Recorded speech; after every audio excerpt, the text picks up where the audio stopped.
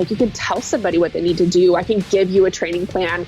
I can tell you the specific actions you need to take, what you need to be doing off the range, on the range. I can tell you every single thing, but you will not be good. You will not be successful until you want those things for yourself. Hey there.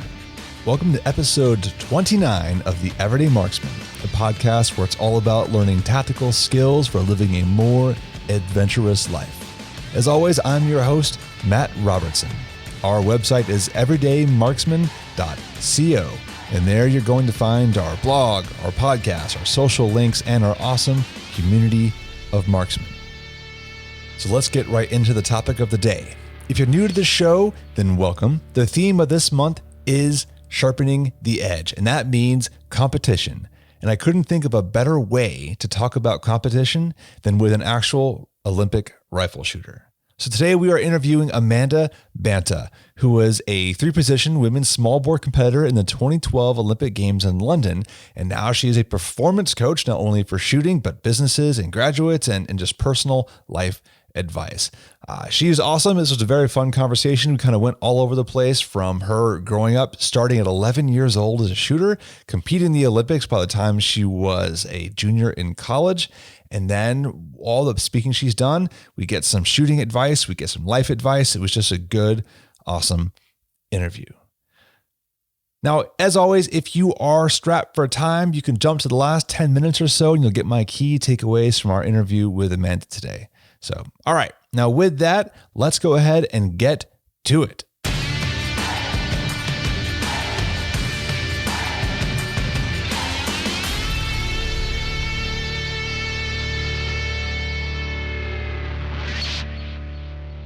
Amanda, welcome to the Everyday Marksman. Oh yeah, thanks for having me. So let's get right to it. I have a whole background here and everything. I heard you've been shooting since you were 11 years old. Is that true? Yeah, I started competing when I was 11. I basically only started because my sister was doing it. My dad was a coach down at the Spokane Junior Rifle Club, and he had my sister competing, and being an annoying younger sister, I wanted to beat her. So I started practicing there, and I loved it as soon as I started, and kind of took it from there. I started training at home, training at the local club there, going to some local matches, that kind of thing. I thought it was kind of just a fun local activity to do. I didn't know all the possibilities until I started diving deeper in. So I want to ask, going way back to the beginning then, because I heard a rumor about putting holes in the garage door. Is that true? Unfortunately, it's true. And what's even worse is that my dad has actually left them up. He thinks it's a funny story. So yeah, before they would let me actually shoot with the Spokane Junior Rifle team, he decided to train me at home just with an air rifle. So my parents have a garage, and then they have a shop kind of about 10 meters away, which is the distance for air rifle. So he had me laying down in the garage and shooting at the shop doors with a big, he put a big backboard of like refrigerator, cardboard, and that kind of thing. So I had a pretty decent backboard there. And he went inside for just a minute. He had me all set up. I was practicing, and I knew what I was supposed to be doing. He went inside for just a minute. And when he came back out, he was looking at my shots through the scope, and he's like, I don't see any shots on the target. So where are they going? And so I stopped shooting, and he went down to the shop and noticed that there were little black marks all over the garage door. So I was shooting everywhere besides the target. It just really goes to show that, you might start off in a really bad place, but you really can achieve anything if you work hard. Yeah, it's kind of funny. That sounds like my first time going to the range ever, except it was the 30-06. And I wasn't ready for that one. Yeah, that'll have a little bit bigger effects than just an air rifle. Before I started shooting anything bigger or any bigger calibers, I gained a little bit more skill. So let's talk about that progression then. So started shooting at 11 in kind of local, like a junior matches. And then before you graduated from college, if I'm not mistaken, you competed in the Olympics. So walk me through kind of how that progression happened. So like I mentioned before, I really didn't know how far shooting precision rifle could go.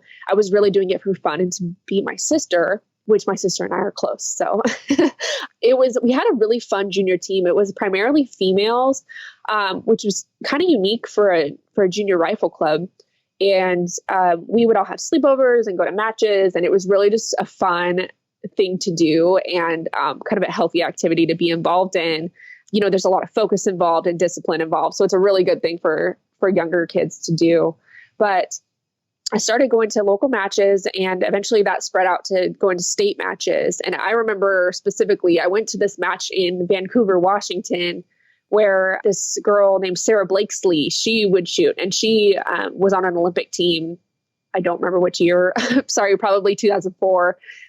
She was on an Olympic team, and she was at that match competing because it was her local range. And I went in there and was like, oh, this girl is super cool. You know, she had cute style, but she was also a really good shooter and just super sweet. And I was like, I want to be like her. So started shooting more of those local matches, heard about some other matches that you can go to, you know, like the National Junior Olympics and some of the other kind of national matches. And I was really surprised to hear about all these other matches that were happening with USA Shooting, and not just NRA, not just CMP. Some of those ones that I'd been going to as a junior shooter or as a young shooter, they led me to hearing about these USA Shooting matches. So I was training, decided to shoot in the qualifications for the Junior Olympics when I was 12.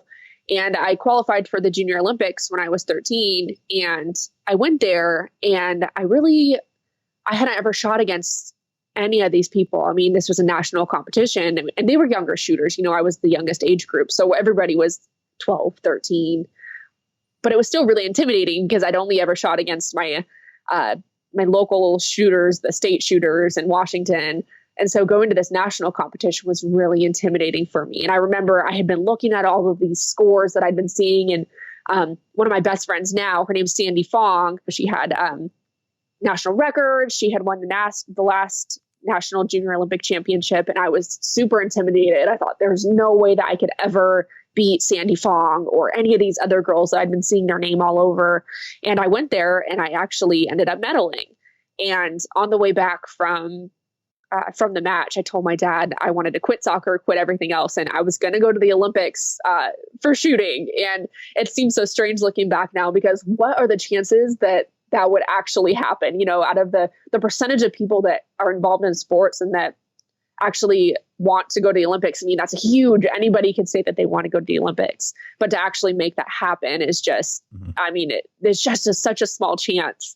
But after I went to the Junior Olympics there, I had proceeded to keep shooting. And my next goal after the Junior Olympic match was, okay, I need to make the national team.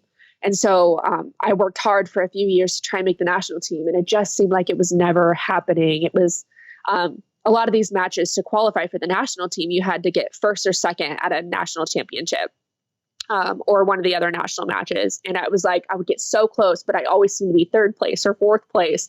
And I was never making first or second until I was 16, and we were at the trials for the Pan American Games, and I ended up qualifying to shoot in the Pan American Games.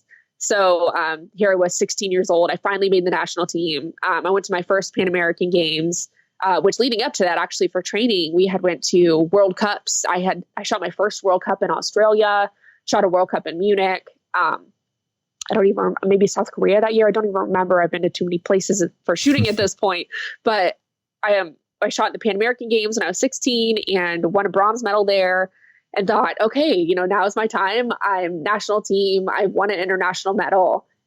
Let's push for the Olympics. And 2008 rolled around. I was 17 years old, still in high school, tried out. I got third place at that match. So I ended up being alternate on the team, but that's not good enough. For me, I wanted to actually be competing on the team. Went to college 2 years later, I guess, and competed on the Ohio State rifle team until I hit my junior year. I saw some of my friends start to qualify for the Olympic teams, and I decided that I really needed that for myself. Took some time off college, went and trained at the Olympic Training Center for a few months, qualified for that Olympic team, and got to compete in the Olympics. So, I mean, it was a long process of getting there, but it was just one goal leading to another goal. And just constantly pursuing those goals and going after them. And when I got to the point of actually achieving the goal, it didn't feel like that was the end of the road. It always felt like once I achieved that goal, I'd already had another goal in mind that I was going for. So it was just another stepping stone to get further and further down the line until, I actually got to compete in the Olympics. So one question that comes up when listening to the story, which is a great story, by the way. Thanks. So you mentioned the frustration of coming in third place and never quite getting that top two finishers. How did you keep that motivation to keep plugging away at it? Like would you get frustrated with that? Or did it make you want to stop ever? Oh yeah. I wanted to quit countless times. I remember specifically wanting to be done once and actually just completely stop once. And that was right after that 2008 Olympic trials, because I had sacrificed so much at that point. Just normal kid things that you're doing in high school, like hanging out with your friends and going to sleepovers, dances. I did go to dances in high school, but I also had to miss some for competitions. And I kind of decided, I've sacrificed so much. Like, what am I doing this for? And that lasted about 2 days of me wanting to quit. So it only lasted just a couple days, and I was back on the rifle. Like, okay, I'm ready to do this again. So, but sometimes there were times when it was a struggle to climb back out of that hole of just being frustrated and not seeing the scores. And shooting is one of those sports where, you could have incredible scores for one day, 1 week, 1 month, 1 year, even maybe. And then suddenly you're in a trough and it seems like you can't hit anything. And it's like, why is this happening? And you have to figure out how to climb back out of that. And that's just constant. You just have the peaks and troughs within the scores and within your mental game. And it's just figuring out how to work through those ups and downs. And it happens to everybody. And a lot of people have a really tough time climbing back out of those holes when the scores just aren't there and you're not feeling it. But I think it's part of the winning mindset of being able to climb back out of that and just keep going. So what you just said reminds me a lot of Lanny Basham, who you probably already know. Yeah. Know of him. But what you said is exactly something he said when it came to goals, which is I've kind of thought about this a lot. What does it actually look like when he says that you should have a goal you're willing to sacrifice your life for? And doesn't mean in the literal sense that I'm going to die for my goal, but like you just pointed out, it's the dedication to not do all the fun things that you want to do because you have work to put in. And then also setting that next goal along the chain. It's not just being happy right now. I mean, that's my interpretation of it. I don't know. What do you think of that? Oh, no, I totally agree. I always think goal setting is really easy, but it's sticking to the goals that's the hard part. So, yeah, I mean, that's exactly as I was going through the process of making the Olympic team, competing in the Olympics, it was always a process of going from one goal to the next. But having those smaller goals was not the end point. There was never really an end point to my goals. It was just like, they were all, like I said before, just stepping stones along the way to get to the bigger goal, the bigger picture, and finding my way there and sacrificing a lot along the way as far as normal everyday activities go. But what I found was that when I was reaching those goals, everything that I sacrificed was completely worth it. I ended up making different friends and I ended up doing different things. And maybe I didn't get to go to the dance, but instead I got to go to Europe for 2 weeks or 3 weeks to go compete. So, I mean, the things I was sacrificing in the end, I ended up learning so much more and just gaining so much more experience in life and in shooting and learning more about myself and the world along the way. And fortunately for me, I got to do this at such a young age and take it with me into my 20s. And now I get to bring all those experiences with me as a mother and as a wife and as, trying to start off in business. There's just everything that I learned growing up now applies in other areas of my life. So let's talk about that then. What are the top lessons you think shooting have taught you over time? Oh man. A lot of it is about control. I can have a lot of patience. And just, I mean, that's a shooting thing in general. I mean, if you can have patience, that's a huge thing for shooting. But I've been able to apply that in life as well. And definitely goal setting. Goal setting has been big. That's applied in all areas of my life. And let me think what else I've just learned countless amounts of lessons, but they're things that I naturally apply at this point. So it's not something I think about like, oh, this is something I learned before. It's something that I'm already doing, and something that I realize that other people maybe are not doing, or something that I realize might be able to help other people as well. But a lot of it revolves around goals and how to optimize the outcome of those goals. So I've become really good at scheduling, sticking to a plan, creating goals, and then actually putting forth the effort to see those goals through. And there's a lot of little things that come along with that, like visualization and stress management and kind of just a generally healthy mental mindset, physical training. There's just all these things that factor in. And it really is just countless lessons. But some of these things I talk about on my blog. I just started a blog, and I've been talking about some of these lessons I've learned because I just don't really think about it anymore. It's something that I just naturally do. And so I've been going back and trying to think about like, what are the things that have really helped me along the way? And what are some things that I think can help other people as far as in business, in athletics, in school, and so many things apply. Oh, I definitely agree. And like earlier you mentioned like the focus and discipline side of it. And I think it was, I don't know, I feel like it was Jeff Cooper who said something along the lines of good marksmanship is almost like a parallel to like good citizenship or something, like just being a good person because of focus and discipline to do well at it. Oh, I can totally see it. Definitely. I mean, that sounds right. It's kind of funny. At this point where I'm at, you can see somebody that's going to be a good shooter by getting to know them, not actually physically seeing them, but getting to know somebody you can almost tell if they're going to be a good shooter. It's like, do they have the patience, the control, the dedication? And there's an internal need to be good. It's a personal need to be good. Like I can tell somebody over and over what they need to do. And I found this in coaching. It's like, you can tell somebody what they need to do. I can give you a training plan. I can tell you the specific actions you need to take, what you need to be doing off the range, on the range. I can tell you every single thing, but you will not be good. You will not be successful until you want those things for yourself, until you take ownership and want to be good for yourself and want to be better and want to achieve. It's just such a personal, you have to own those training sessions. You have to own the match and take responsibility for everything. And you can almost see it, like I said, when you are talking to somebody, you're like, do they have that? Do they have that internal desire, or do they just say they want to win? Like, do they actually want to win? Like, is this a person that will actually take the steps to be the best? I think there's something to be said for, if something is important to you, you make the time to actually do it versus, oh, I got busy, make excuses to not have to do it. I think that's a big distinction to me. I'm not an Olympic shooter by any means, but I mean, I do teach professionally in the private sector, and I see that kind of thing all the time. Like if it's not important to you, you're not going to make time for it. You're not going to get good. Oh yeah. Yeah, totally. And that's what it is. I mean, it's kind of like what we're seeing in the last little bit with people at home. It's, do they actually carve out time to still work on the things that need to be done?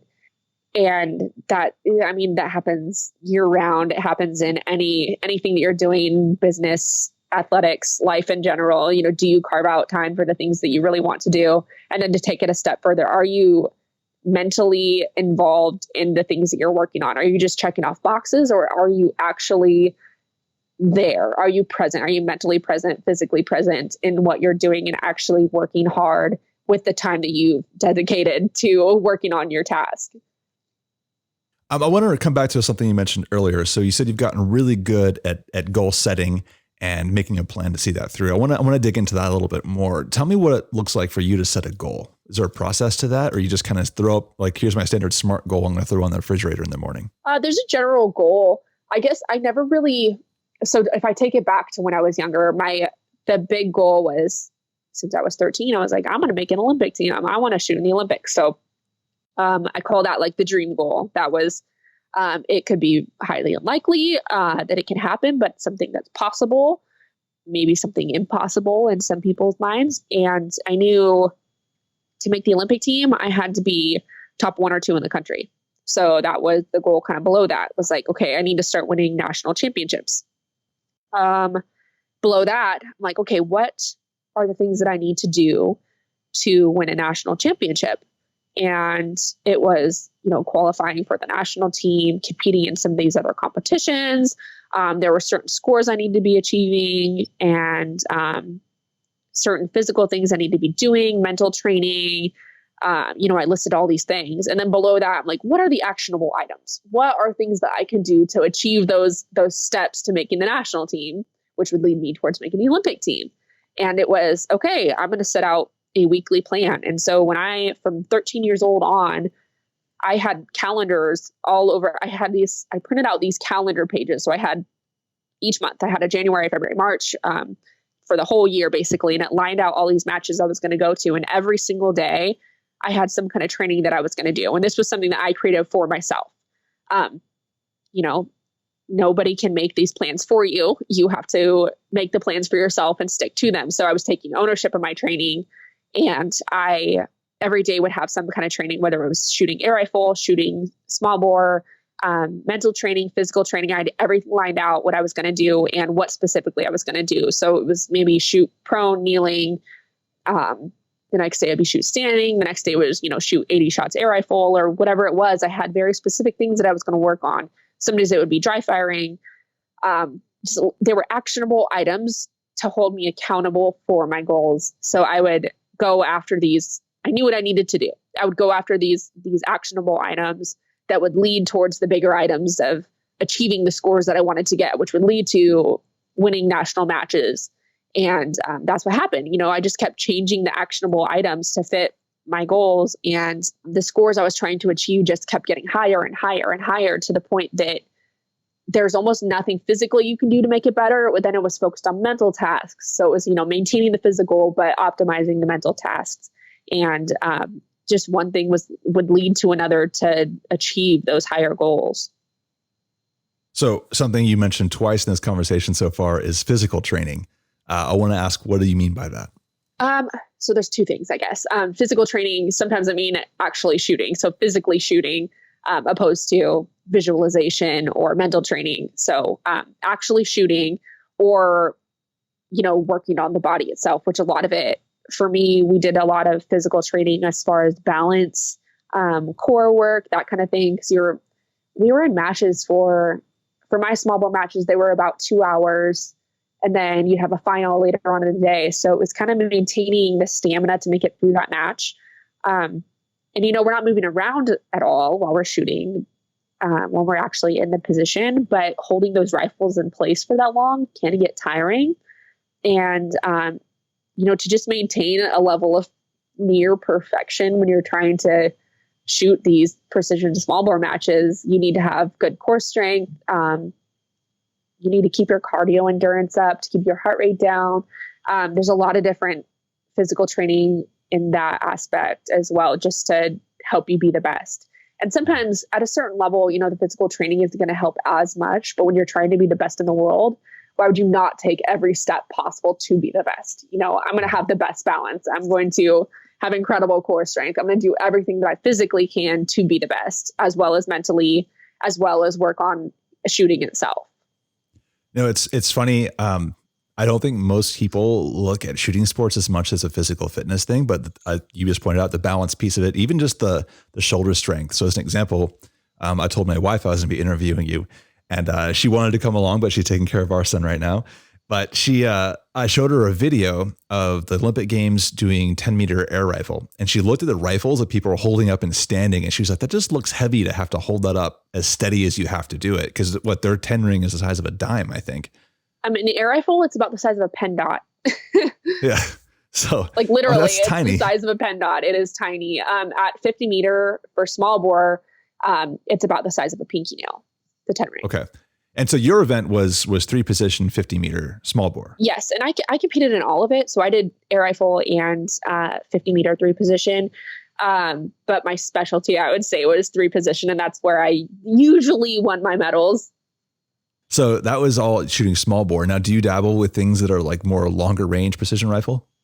I kind of shoot everything for fun. So my dad shoots everything under the sun. And So I've been to the range with him quite a few times to shoot. I actually just went shooting this past weekend with some people. We were shooting long range stuff, 1,000 yards, that kind of thing. So that was a lot of fun. It's more just for enjoyment, though. I've never competed, and I haven't decided if I have the desire to compete in anything else yet, because I am such a competitive person that I don't know that I could just do it for fun. I think that it would take over my life. And while that's all great, I'm like, I need to make sure that I'm focused on the things that I'm working on now. But I do still enjoy going out to shoot long range stuff, pistols, everything with my husband, my dad, some friends, and have a good time with it. All right. So I want to kind of pivot a little bit on the topic. You alluded to this earlier, and maybe you kind of have already answered it, but I want to just ask it again. What does a winning mindset look like to you? There are probably 3 things that I could identify as being essential for a winning mindset. The first one would be resilience. And this is something I've kind of thought about in the last year or so, how resiliency factors into things. And I think it's just being able to keep your same determination through your wins and your losses. And people kind of wonder that, what do you mean keeping the same determination through your wins? And sometimes what you see is when somebody finally achieves something that they've been wanting to achieve, they won something, they finally get to the good scores, they stop putting in as much effort. And maybe they are still doing the same things, but it's being mentally present for what you're working on. So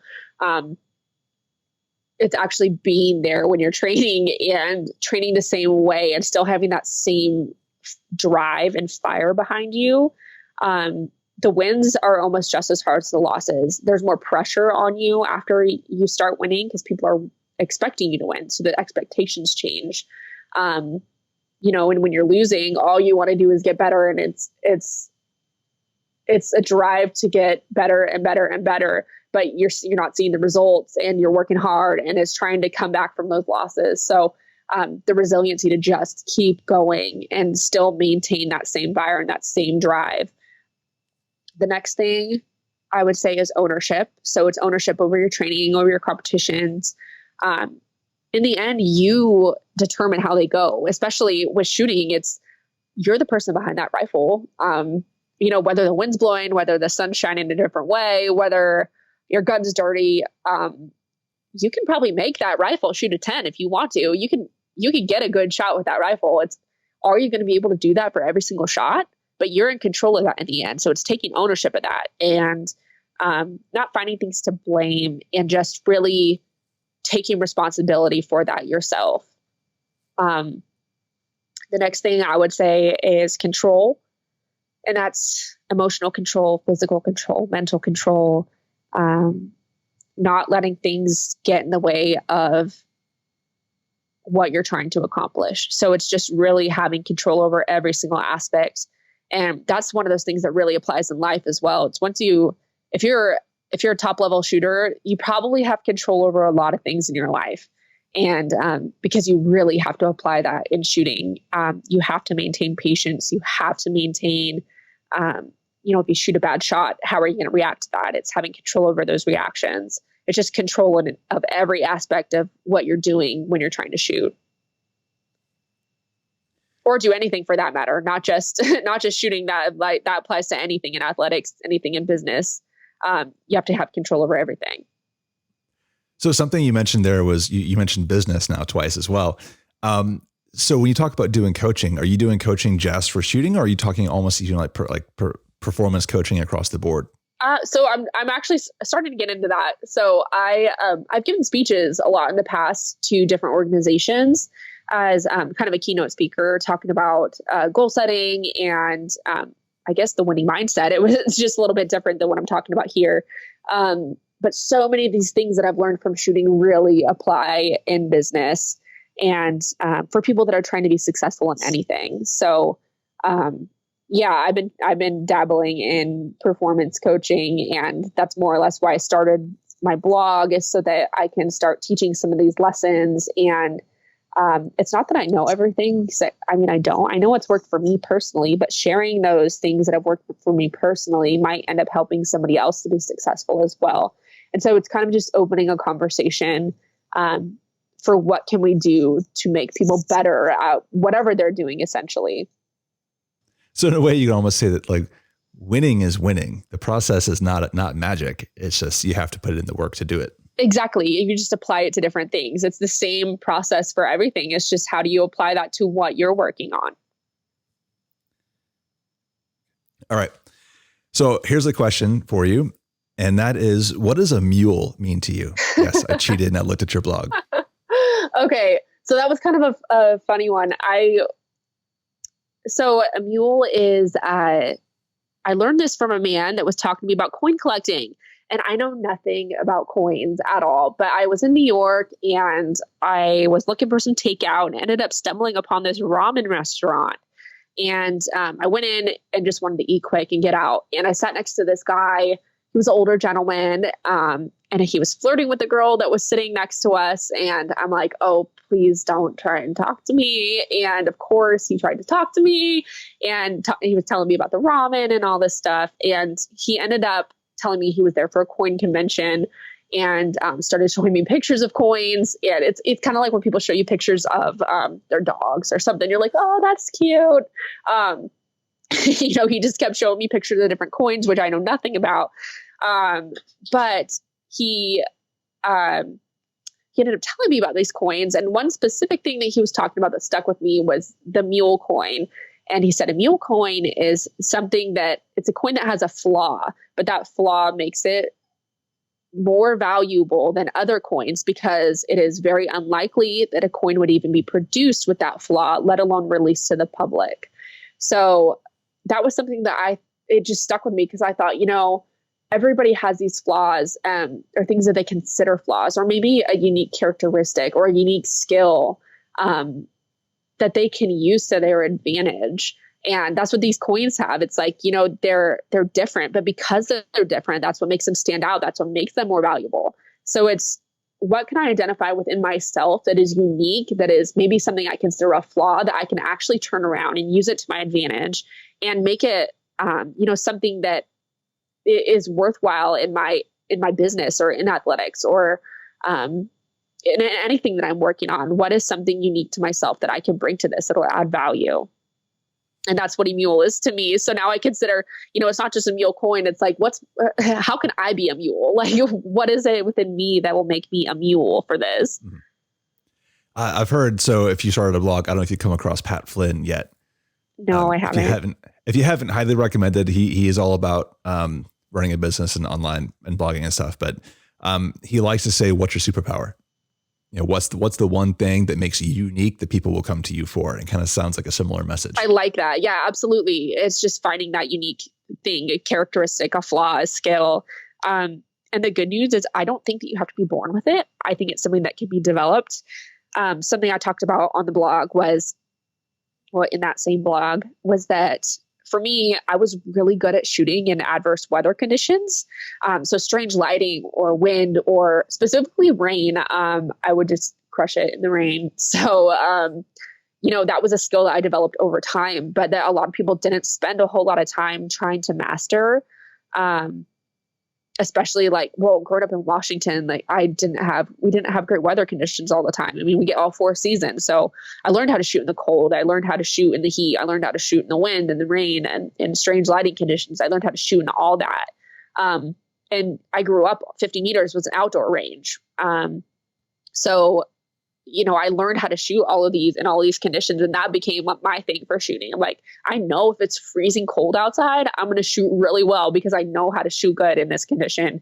I know what I need. I bring my hand warmers. I dress appropriately for the weather, but I can also shoot, and I know that I can shoot in those conditions. So along with having the skill, it was also the confidence that I had that skill.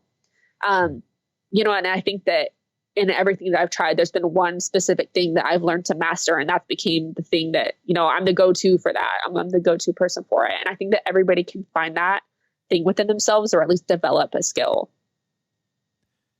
I probably shouldn't ask this. You say like you're so far beyond my skill level. It's like, why would I ask an Olympian for basic marksmanship advice on something? But if you could offer for someone who may not have access to a regular range, like they just really have to do a lot of dry practice, or they are just not at that level. Do you have any kind of advice for how to get a better training session in? Oh, yes, absolutely. So no, this is a good question. This is a really good question because there are so many small things that you can do that will just absolutely change your training sessions and really affect how you're going to perform in competition. Some of those things, I would say there are probably 3 things that I would dive into. One is breathing. So have control over your breathing. It depends on what kind of shooting you're working on. Cause I know some of the more fast paced stuff, you don't necessarily have time to take 2 deep breaths between each shot, so the breathing is going to be, different for whatever discipline you're working on, but learn the type of breathing that works best for what you're doing. So whether it's, you need to plan when you take your breaths, how long you take your breaths for, because the oxygen, it's going to help your eyesight, which helps your shooting. So, and if you're breathing, you're performing better. So learn when you should be breathing and how you should be breathing for your discipline. The next thing would be trigger control. So, you have to have good trigger control. You have to have, the correct pressure. You have to have good follow through. You have to really have good trigger control. So make sure that you're pulling it, you're not pulling on the trigger. You're releasing that trigger. So, you don't want to take, when you're shooting, it's just, you have to have a very strict trigger control to make sure that you're not being detrimental to your shot. When you have a shot, there has to be a smooth trigger press and correct pressure on that trigger. So trigger control is the next thing. The best thing that you can do, though, this would be my number one, is visualization. So visualization is something you can do even if you don't have your rifle or your pistol or whatever it is with you. Visualization is essential. And this is what changed my life in shooting. And it's not just, so visualization can go from the very beginning all the way to the end. You can visualize an entire competition. You can visualize a training session. You can visualize the failures. You can visualize the winning that happens. You can visualize every single aspect of a competition. So what I would do is, and I would do this in dry fire sessions, is, I pick up my rifle and I take some deep breaths and I'm getting ready to look through the sights, but I'm just holding my head over them. And I close my eyes and I imagine my eyes meeting those sights and seeing the perfect sight picture. And then I imagine pulling that trigger and seeing the perfect shot. Imagine following the bullet through, shooting a 10. And then I imagine the follow through and I imagine coming off the gun. And then I actually open my eyes and perform that. And when you go through those steps of visualization, you are increasing your chances of actually seeing that shot through. So you're increasing your performance automatically just by doing the visualization. And if you have your rifle, that's great because you can actually be in position and imagine that whole thing. You can imagine things getting in the way. You can imagine the wind. You can imagine how you're going to react to the wind. You can imagine having a perfect score and, how are you going to mentally deal with that? You can visualize every single aspect of the competition. And I think it's really important to dive into that visualization and apply that and take that with you, not only in training, but into your competition, and let yourself visualize for every single shot if you can, or visualize before you go through a stage, or visualize what's going to happen and how you'll combat some of the things that might pop up and get in the way. Because as things, do actually get in the way, which it's almost inevitable that something's going to happen that you're not expecting. But if you expect something to get in the way, whether you don't know what it is or not, you'll know how to deal with it and you'll know how to move through it. So just from a practicality standpoint here, one of the questions I get a lot is if I am, in my basement and I'm aiming at the light switch on the wall or a target I stuck up there and I don't get that kind of feedback, like I can't afford a SCAT system or anything like that. Do you have any advice for someone who wants to know that they're doing better with their trigger control? I think it's consistency. So I think that you'll know what you're supposed to be doing. So you know what a smooth trigger pull feels like. It's not jerking the trigger. It's a very smooth process. Sometimes you have a 2-stage trigger. You pull up the first stage first, and you can wait on that second stage before you release the trigger. So, it's that smooth trigger pull all the way through. Not jerking it back, not moving your whole hand. It's using the pad of your finger correctly. Whatever it's supposed to be done correctly for you, just be consistent with that and be intentional about it. And that's one of the biggest things in shooting is like, be intentional about what you're doing. Don't just rely on the fact that you think you know what you're doing. It's do a mental mind check as you're going through to make sure that you're doing everything that you're supposed to be doing correctly. So if you know what you're supposed to be doing with your trigger pull, just be intentional about applying that each time. Put specific focus on it to see how smoothly you can pull that trigger and how little movement you can have as you're pulling that trigger. And I think that just being consistent about that would really help. Okay. All right. And Amanda, here's my last question. And I asked this one to everybody. It's going to sound a little negative, but you take time to think about it. What is the one thing you wish people would stop doing immediately? Okay. Let me think about this for a second.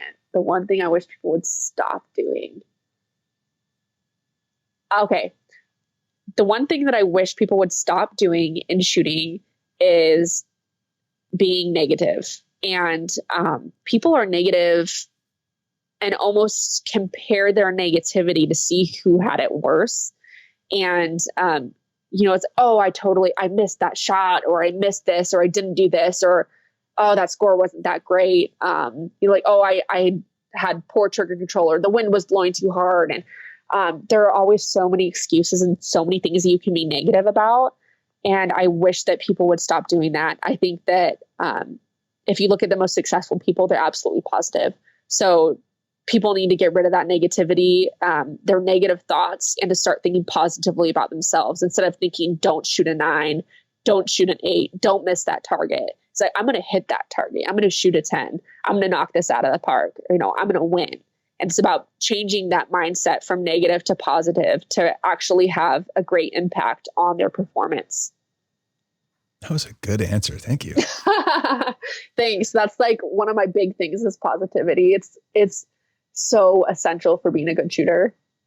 Okay. All right. Well, Amanda, thank you very much for this conversation. If anybody wants to find you or your blog or social media, where can they find you? Oh, I'm all over the place. I'm on Instagram. I'm on Twitter. I'm on Facebook.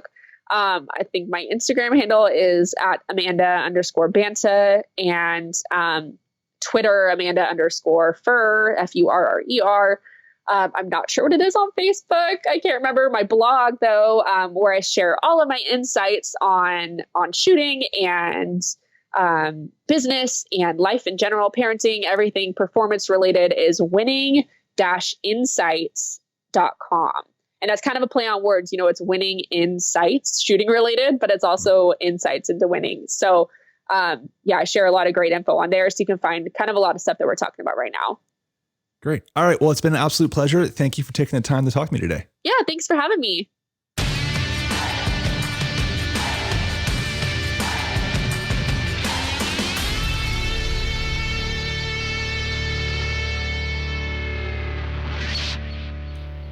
All right.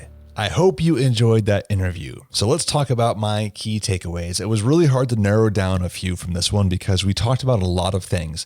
So if I'm trying to pick down like my top 3 things, the first one is going to be a very practical way to think about your goals. Now, the example that Amanda gave was putting the big dream goal, the one you stick on the side of the refrigerator, put it there. But as I had a commander who used to say, you can wish in one hand or poop in the other, see which one fills up first. So a goal without a plan is a wish, and that's not good enough for us. So the next step, once you have your big goal, is to break it into smaller sub goals. And then you take those sub goals and you break those into sub goals. All right. So you're decomposing this further and further. All right. Now, once you have those, you turn them into daily actionable items, whether that means that's 10 minutes of dry practice today, doing your malfunctions. Maybe it means you're doing mental drills. Maybe it means doing some physical training, but do one thing every day that moves you towards that goal, whatever it is. And then once you achieve it, already know what the next goal is going to be in the line. Now, as Amanda said, the hard part of this is not just setting the goals, but actually sticking to the discipline to make it happen. Now, one of the other things we talked about, kind of my takeaway number 2, was what it takes to be the best. So aside from the commitment piece of this and the discipline to make things happen, I was really interested in the way she talked about the mental game and resilience and ownership and how important it is to bounce back from your losses and your wins. I never thought that it might actually also be hard to be a consistent winner because the expectations go so high. Now, ownership was a big piece of this, and I really agree with what she said here, and I think it also speaks back to someone like Jocko Willink, who talks about extreme ownership, is that you have to stop making excuses for things. You have to accept that everything that is within your control is in your control, and you need to take control of that to make sure that you bend it to your will. Anywhere you give up room, you're letting chance happen. And when it comes to being an Olympic athlete, if you want to be the best, why would you ever not take every advantage you possibly could to be the best within reason? No cheating. And my third big takeaway, I think, kind of stems from that one, and that is winning is winning. And that sounds kind of silly when I think about it now, but what it really means is winning is a process. Winning is not just something you do one time. Winning is a process, and it doesn't matter whether it's an Olympic shooting event or a business or a blog or getting that promotion at work. The process of setting the goal, of being resilient, of having the discipline to see it through and owning the process, that is winning. All right, that's my big takeaways. You can find today's show notes at everydaymarksman.co. And while you're there, make sure you hit that subscribe button on your podcast player, maybe join my email list. And hey, if you really enjoy what you're listening to today, you can come by everydaymarksman.co/support. And for the cost of a box of ammo, you can make sure content keeps flowing and keep our community growing. All right, that is it for me. Have a wonderful weekend. I will see you next week. Take care.